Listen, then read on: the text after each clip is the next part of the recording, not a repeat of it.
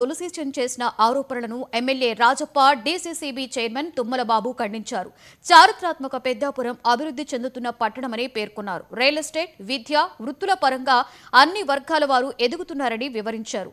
ఆ ఆరోపణల్లోనే investigation journalist ఎవరో బయటపెట్టాలని demand చేశారు. పెద్దాపురంలో సూర్యబలిజ సామాజిక వర్గం వారు వైద్యులు, ఇంజనీర్లుగా స్థిరపడ్డారని ఎమ్మెల్యే తెలిపారు. తులసి చంద్ వ్యాఖ్యలతో వందలాది కుటుంబాలు ఆవేదన వ్యక్తం చేస్తున్నాయని తుమ్మల బాబు అన్నారు. ఆరోపణలను సాక్ష్యాధారాలతో నిరూపించాలని డిమాండ్ చేశారు. చారిత్రాత్మక పట్టణంపై బురద చల్లడం బాధాకరమని నేతలు పేర్కొన్నారు.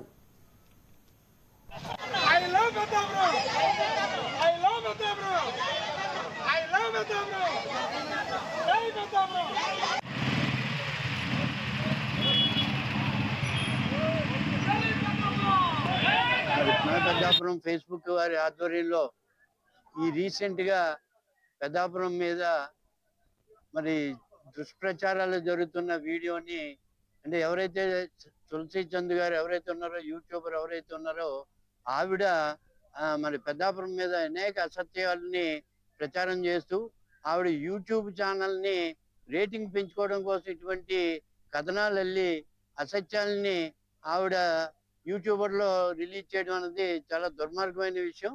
మేమందరం కూడా తీవ్రంగా ఖండిస్తున్నాం. ఏదైతే ఇన్వెస్టిగేషన్ జర్నలిస్ట్ ఎవరైతే చెప్పారో వాళ్ళు పేరు అవన్నీ కూడా తెలియజేసి ఆయన్ని మీరు కూడా వస్తే ఇక్కడ పెద్దాపురంలో ఏం జరుగుతుంది అన్నది వాస్తవాలను చూసి ఇందాక మిత్రులు నరేష్ గారు చెప్పినట్టుగా మీరు రీఇన్వెస్టిగేషన్ చేసి చేయాల్సిందని చెప్పేసి మేము అందరం కూడా డిమాండ్ చేస్తున్నాం. మరి యూట్యూబ్స్ ఛానల్ రేటింగ్లు పెంచుకోవడానికి ఇవన్నీ కూడా అసత్యమైన ప్రచారాలు చేసి లేని పెద్దాపురానికి మచ్చ తీసుకొచ్చే విధంగా మీరు అందరూ కూడా మరి ఛానల్లో ప్రచారం చేయడం అనేది చాలా హేయమైన చర్య అని చెప్పేసి ఈ పెద్దాపురం పేరుని పాడు చేసే విధంగా ఇలా జర్నలిస్ట్ రాయడం జరిగింది.